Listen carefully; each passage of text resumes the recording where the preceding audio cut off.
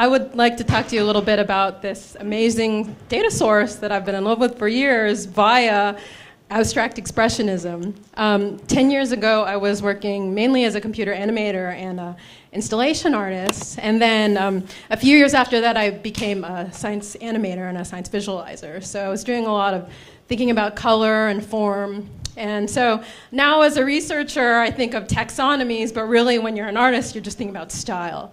And this data source came to me one day. This is the human footprint. It's a derived data source.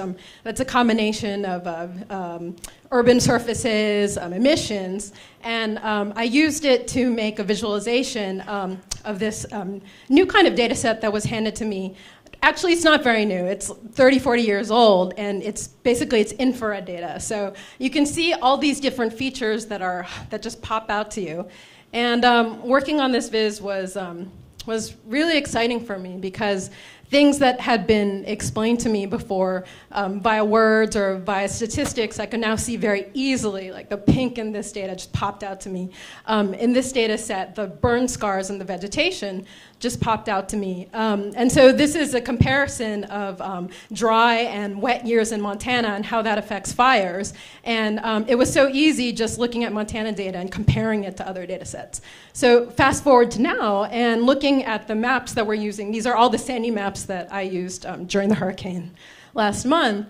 All of these data sets were extremely useful, but the underlying maps that we're using are still street maps and terrain maps. And so thinking about this beautiful data that's used for sort of science and climate change, and then also sort of the more human-centric issues that I was really interested in working on, I was just seeing something missing in a lot of the maps that I was using. So this is an example of OpenStreetMaps. Again, very densely populated street maps on the one side, but in the rural areas, there's nothing. And so that's sort of a prevailing problem when it comes to disasters and crises in areas that are underserved or developing, like some of these situations. I'm particularly thinking about Indonesia because I have a personal connection to Southeast Asia.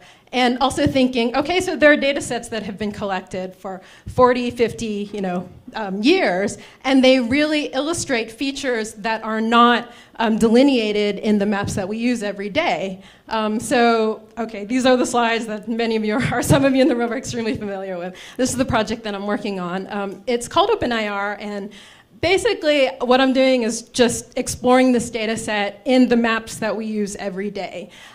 So these are some diagrams of the different kinds of layers that can be made by the data sets and the features that can be highlighted. So urban surfaces, soil, moisture, all of this has been collected for years. What I'm also doing is experimenting with combining these kinds of features and then thinking about, well, how can we sort of evaluate risk more quickly? How can we, not just see sort of evacuation areas, but how they're connected in a more continuous way. So I'm also thinking about ways to make this information, which really just looks like, like in some ways a sort of Andy Warhol depiction of a map. How can we bring literacy to that kind of data? And so one thing that I've been exploring is bringing that kind of data into participatory map systems, particularly Ushahidi, and building plugins for those systems and seeing where there are correlations between participatory and satellite data. So I want to wind down by talking about some other projects that are using this data. NASA Reaver Beko that I was talking to some of you about earlier. Also USGS has a really amazing Landsat Look viewer. It's a little hard to understand, but it's really exciting.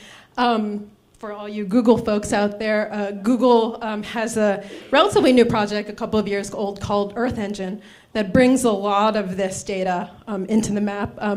I've been using the API, and I'm very excited for its release. Also, Public Lab has been hacking cameras and to take infrared imagery and then stitching them together. So you can see sort of at micro scales, things that you can't see in the visible world.